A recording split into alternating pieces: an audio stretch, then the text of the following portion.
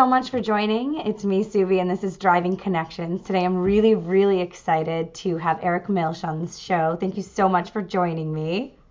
Absolutely. Thanks to see Eric, you. it's nice to see you too.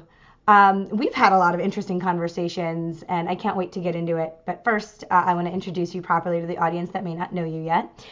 You've been in the industry since 2006. Eric started at Auction Direct, and it's kind of funny because I kind of got to know Eric through Secret Shopping, a store that he was associated with. Auction Direct was coming into Buffalo, New York, and I was on assignment to, as the internet director, to go in and scope them out and see what they were doing because we were afraid that a big corporation like that could come in and really hurt a small mom and pop independent shop like ours. So I've been following him since then. He is now the president of Dealer Teamwork.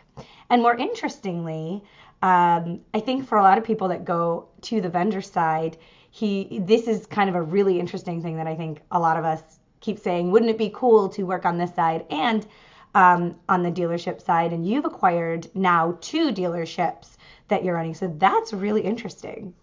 Yeah, it's been great. We're kind of doing the same exact thing that we did with Auction Direct.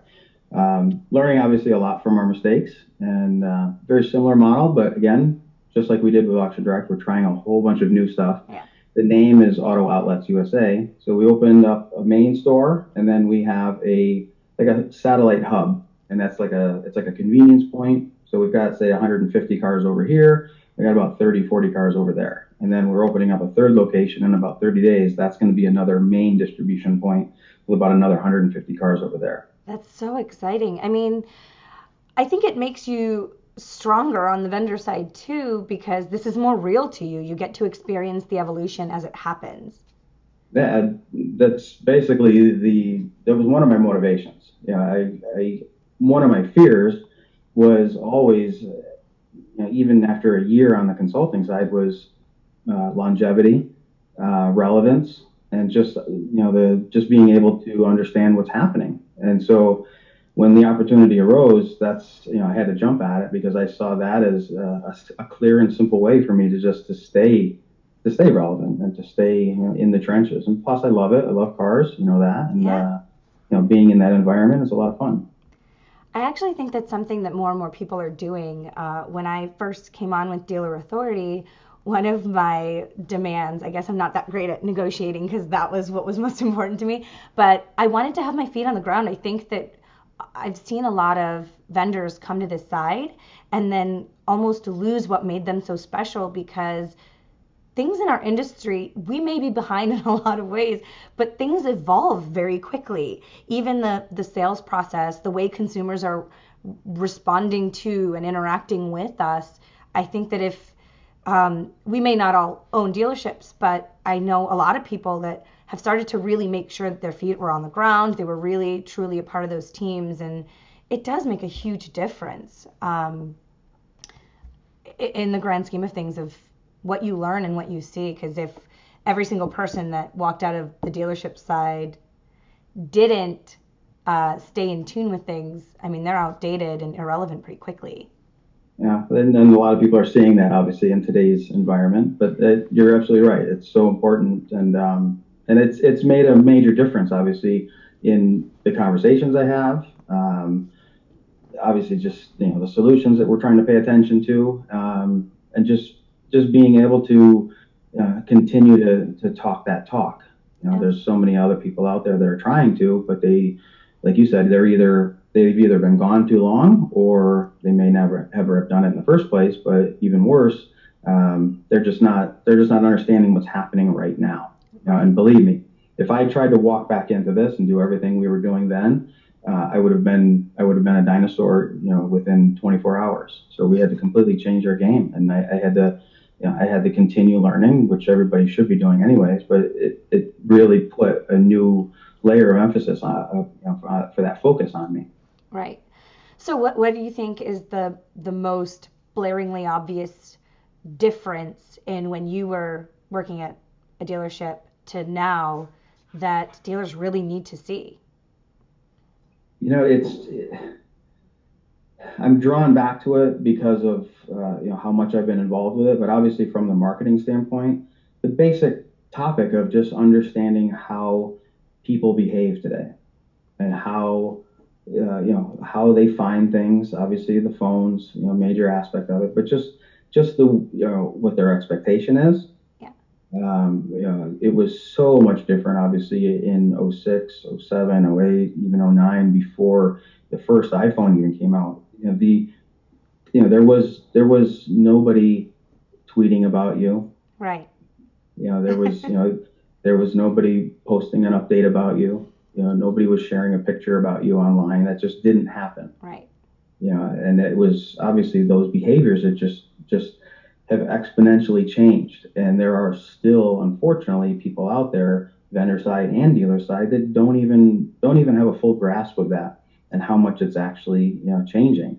Yet they leave their desks and they leave their jobs and they go do those same behaviors within other aspects of their lives, in the other stuff they purchase and just the other stuff they do, whether it's just procrastinating or wasting time on Facebook. They still do this stuff, Yeah. which ultimately leads to a new path to a sale in another product, or just changing the way that they communicate. Whether it was just everything via email and even a lot of fax back then. I mean, I remember communicating with a lot of the vendors via fax. And it's crazy to think about it. I can't imagine communicating with someone via fax. Like in today's world, it just seems so. I mean, imagine how long that took. Oh, sure. I mean, just the overall delivery of information from a Right. vendor. Yeah. Old school way. We'd have to wait for the package to arrive via overnight delivery. Yeah. There was obviously none of this. There was no Yeah. file sharing via Dropbox. There was none of that stuff. If you were lucky enough to have a completely a complete robust network for your company, having shared drives and things like that. Yeah. That was the closest that we started coming to that sharing type of environment. But even then, most of the people, even in our organization, didn't grasp it. And it was all native files on your desktop. There was no sharing. There was no communicating like that. And another point I think that is important when we talk about communication, there's a lot of debates that go on about, the consumer hasn't changed, just the way that we talk with them and they make light of it. But the reality is the way humans interact with the world has changed. And if we want to stay stuck to whatever it is that we thought and we knew and what worked for us then, I think we're shooting ourselves in the foot.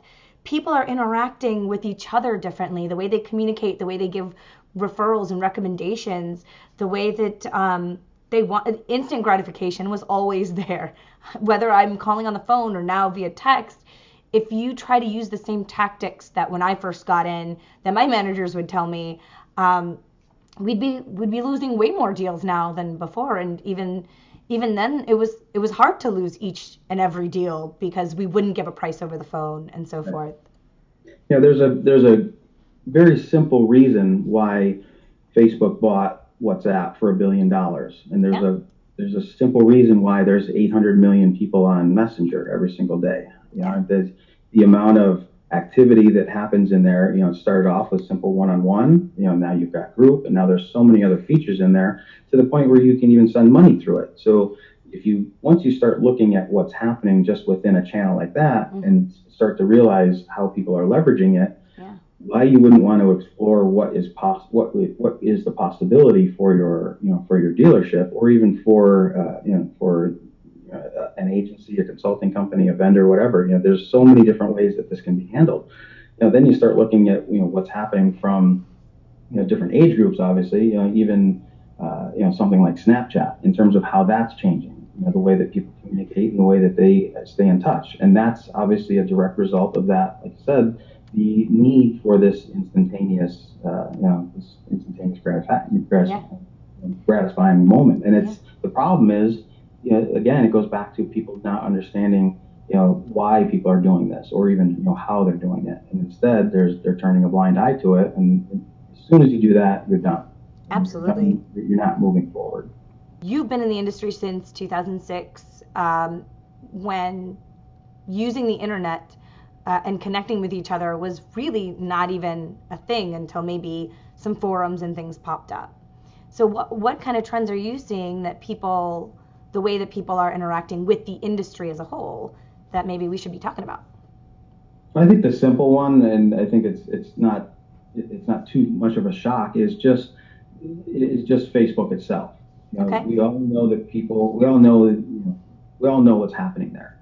But I don't think the average dealership out there, I'm sure some progressive stores are on board with it, but even then, it still is unfortunately, in my opinion, a single silo, and it's not integrated into everything else that's going on, with regards to the marketing efforts, whether it's just branding, new, used, part, service, whatever. It hasn't been integrated in. It's usually just sloughed off, and somebody has decided, okay, fine, we'll peel off 500 here, 1,000 here. We'll do some posts. But there really is no integrated plan. So I think that's one of the biggest changes, and I think the trend again going forward is now that the people that are aware of it, at least more and more, are starting to finally realize that there is the ability to actually be able to leverage some of these connections.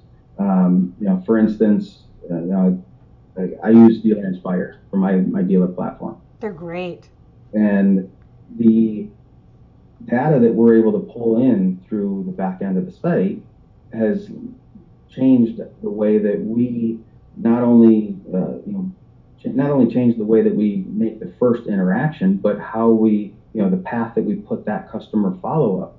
Think of it before there was one horizontal line, that all of the long-term lead process responses would follow through. Now there's just all these different, what I say is the different off and on ramps, with regards to the amount of times that a customer has come back to our site. To be able to see that, and then not only that, be able to see their entire social profile right in the back end too. And then on top of that, to be able to see this activity, between their other channels. I've had customers come in when I've gone through and shown the people that run this for us in the back end, the amount of, just to see their eyes, they're like, oh my God. And then you can imagine at first there's a lot of fear, and they're like, holy cow, all this stuff is available. We can see somebody's browsing history, with the cars, their Facebook profile, their Twitter profile, pull it up and we can see this stuff.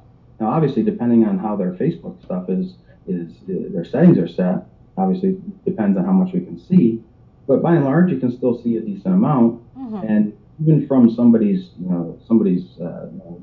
profile images and their top header image, you can get a good snapshot of what these people are like, and that obviously changes the way that we wind up, like I said, changes the way that we wind up responding to them. And obviously the goal from Dealer Inspire for that fact was just to be able to personalize it even more, and that's a huge element, obviously for us from an experience standpoint, but it has to be understood from the dealership personnel that this is different. It's not just like, hey, I filled out an application, I submitted it, and then you get your canned response and the clock's ticking. Yeah. It's so much more than that. And unfortunately, like I said, people just don't understand this entire process. They don't understand how information is being tied in, and that it's there and it's not going away. And nope. Continue. It isn't. And one of the things about social in itself that I love the most, that I used for my independent dealership, which it's hard to stand out as a small independent dealership. But what I noticed was, in humanizing the business and making it seem like the people and faces and culture that it is, you're bringing those walls down, and it makes it so much easier to close that deal when they feel like they're coming in having already shaken your hand, having already gotten to know you and trust you a little bit.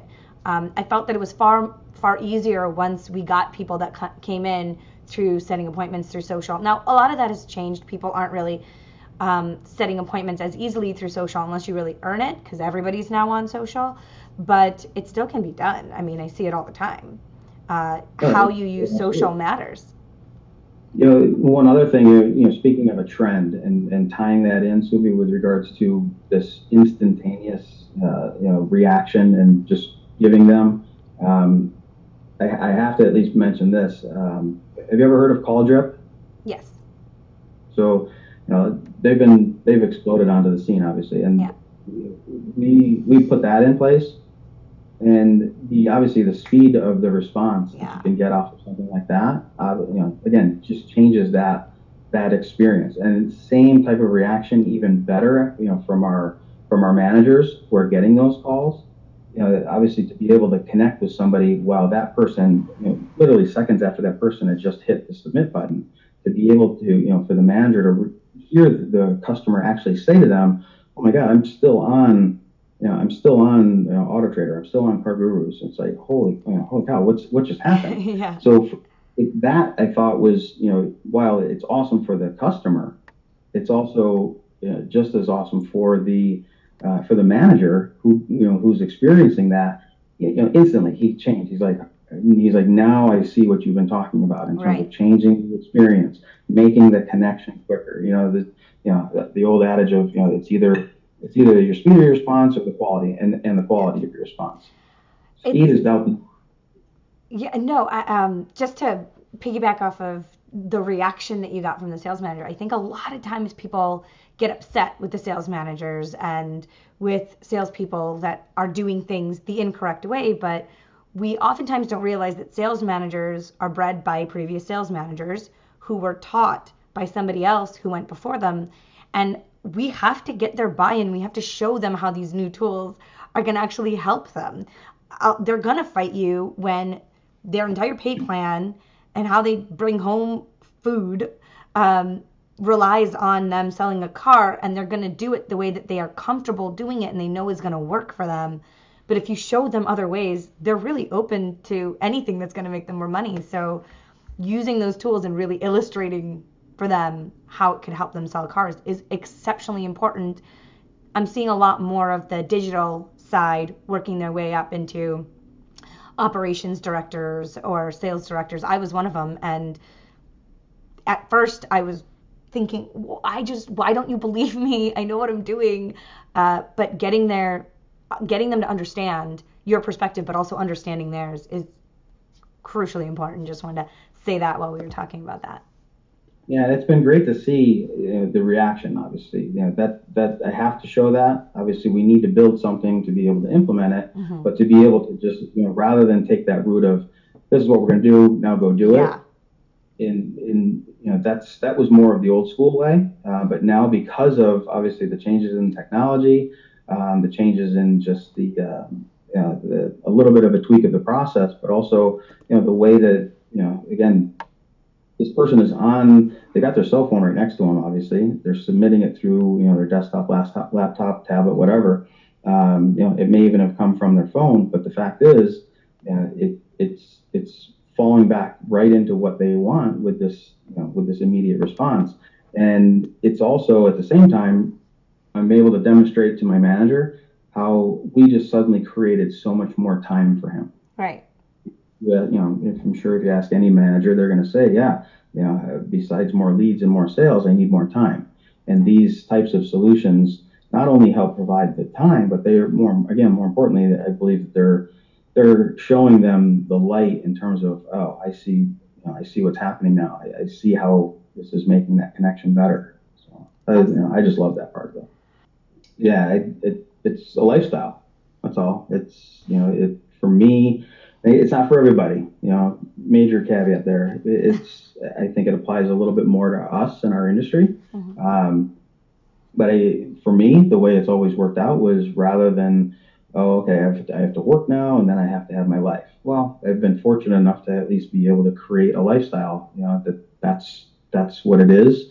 That's what it's become. It's also helped define me as well in terms of what it is that I'm doing. And I think it took time, didn't happen overnight, but it was a long, arduous climb. But eventually, once it got to that point, and I'm still always working on it. There's a lot of new things that I'm trying to implement even for this year to try to change that.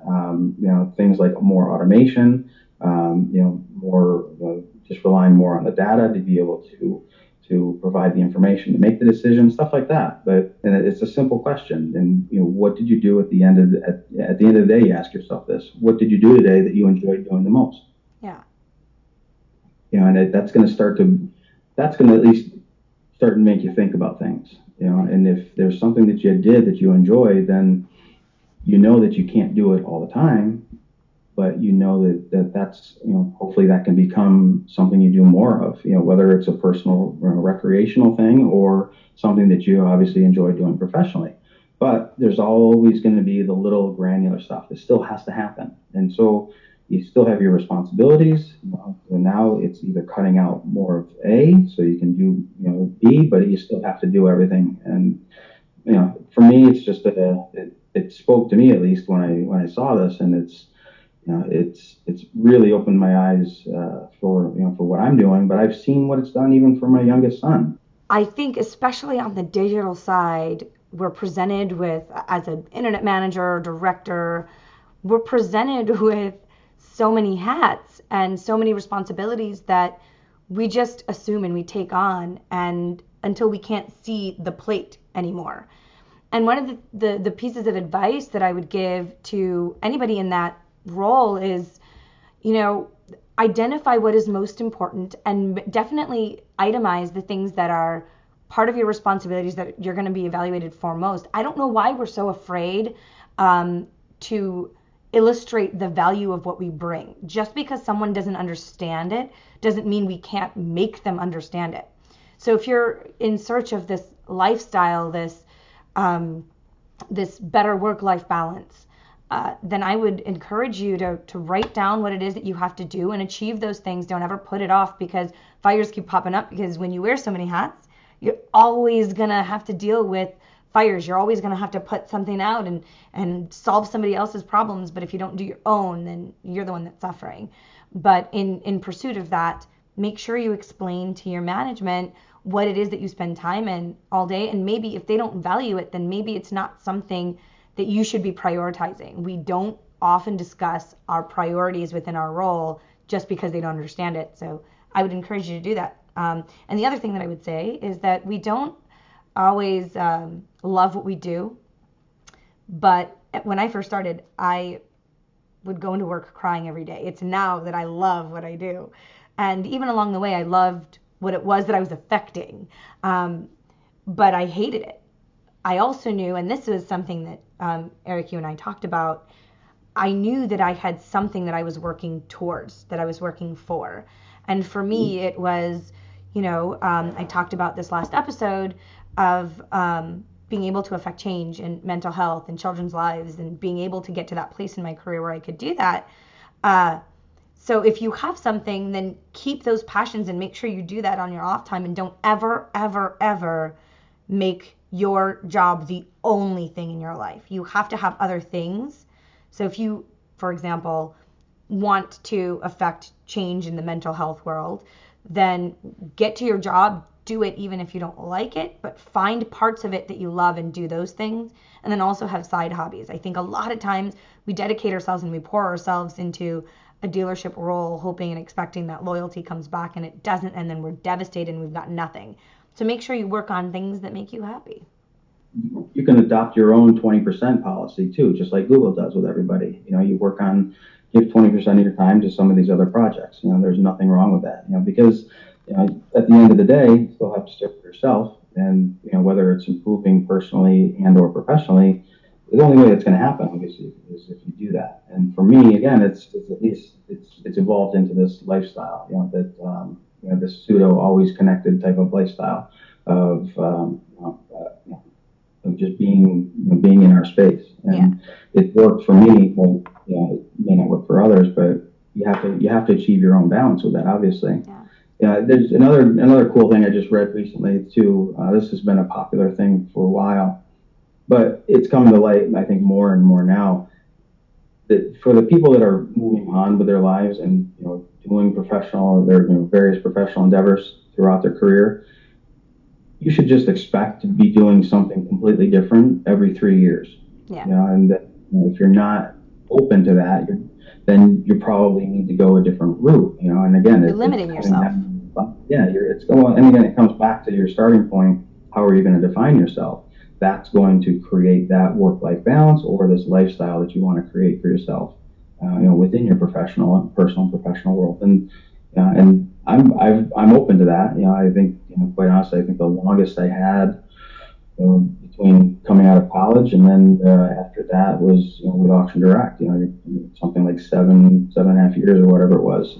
That's the longest I've ever been in one spot. And realistically, looking at the consulting stuff that we've been doing, we're going on about 3 years, and we're going through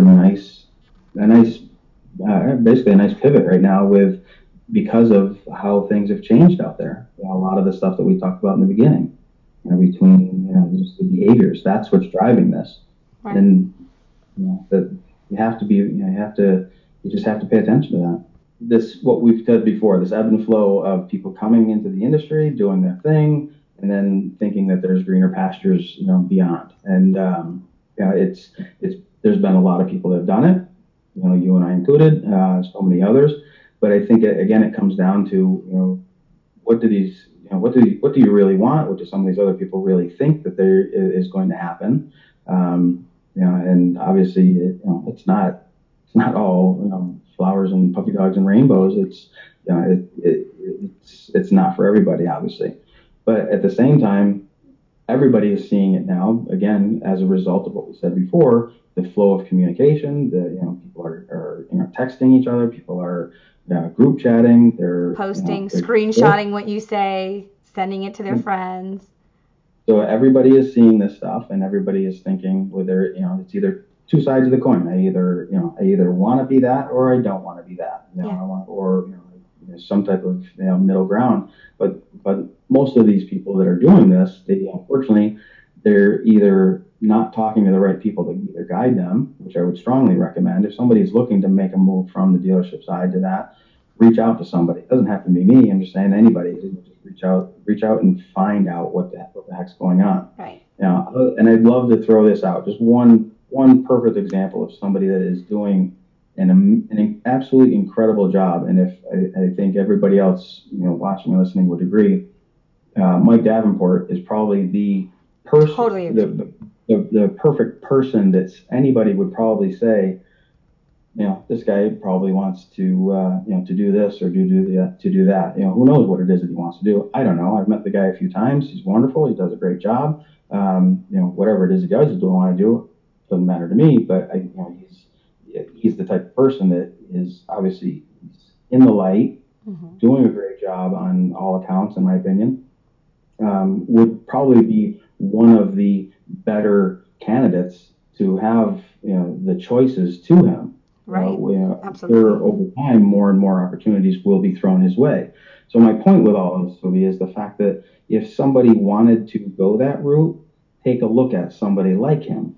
And because obviously it's happening right now, you're going to get the best, most relevant example of that. Yeah. And I think that's what most people before, they either didn't have that opportunity to, the network wasn't as, it hadn't grown organically like it is now, but, the ability to see and latch on and follow somebody's activities like that, and especially with the way that they're leveraging video now. And Mike's even doing the live video. He's not even doing Periscope. He's doing Facebook Live. So that type of stuff is obviously speeding up the pace at which people are hearing and seeing and learning about this type of stuff. So again, it's a different. It's a hard call. It's a hard call to make, obviously, when somebody wants to do it. But to your point, originally, is the timing right? Do you know what you're doing? Are you doing it for the wrong reasons? Just everybody thinks it's something that it isn't. Well, I have three things that I generally kind of highlight when I have this conversation once a week at minimum with somebody that says, hey, I'm gaining a little momentum, totally going vendor. What do I do? And my first reaction is don't. Think about it first, because there's three things, right? One, it's not as easy as it seems. Just because you're seeing this romantic ending to a story doesn't mean that you see all of the other chapters that maybe they didn't put online. And I'm trying to do a better job of being as honest about the journey, the highs and the lows, because I get excited and I only post, hey, this is happening or I'm here. And the feedback I'm getting is, oh, you're traveling all the time. This must be amazing. I'm like, I hate it. I hate traveling so much. But at the same time, there's a lot of highs and lows. There's a lot of be prepared. Number 2, be prepared for criticism. It's hard, and be prepared to have people pick you apart. That's part of it. But because of those 2 things, that it's difficult to sustain relevancy, it's difficult to carry a company on your own. It's difficult to get into an incredibly saturated market. Look at the list of presenting the booths at NADA, and those are the gigantic companies that can pay that much, and the number of consultants are only, I don't know, quadruple that. And then the final point is be authentic. If you are promoting yourself as a genius who's done amazing things in your dealership to get ahead, versus someone like Mike Davenport who's sharing the steps that he's gone through, helping other people along the way, it's blatantly obvious. So be authentic. If you're doing it for the wrong reasons, people are going to know and you're going to fizzle out real quick. But if you're doing it for the right reasons, if you're sharing really great content and you're making sure that you're constantly relevant, I think you'll be fine. But there's still a lot that you need to know on the vendor side. If you need to know it before I put it out, call me directly and I'll talk you off the ledge.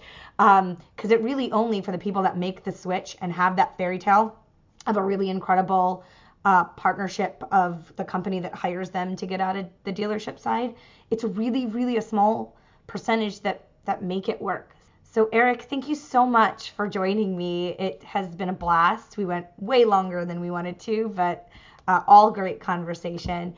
So how does someone contact you if they have any questions or want to talk to you about what you're doing at your dealership or anything else? Well, I'm the only Eric Milch on the internet, so just Google me. That's probably the best way. You can obviously find me on Facebook, Twitter. I've got my website, ericmilch.com. Spell your last name. Miltsch. Okay. All right. Well, thank you guys so much for joining this week as we talked about, I don't know, a lot of things. So hopefully some of this pertains to you and it'll help you do your jobs better. If you have any more questions, contact me or Eric. If you have any topics, ideas, or need a dealer therapy session, contact me directly at Subi101 or at AskSubi. And I'll see you guys next week. Thank you so much.